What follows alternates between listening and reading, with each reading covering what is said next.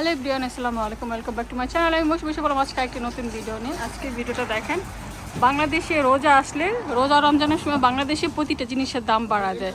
12 মাসে 13 মাস করে চুরি আর 1 মাস করে ডাকাতি।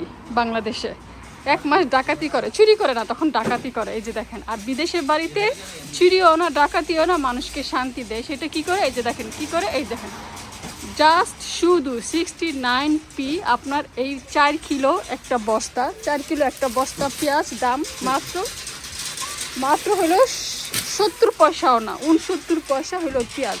এখন আপনি যদি 4 কিলোর একটা বস্তা নেন, একটা পেঁয়াজ নেন, থ্যাংক ইউ, তো আপনারা পেয়ে যাবেন একদম কম দামে পেঁয়াজ। শুধু এইটা না, সাথে আছে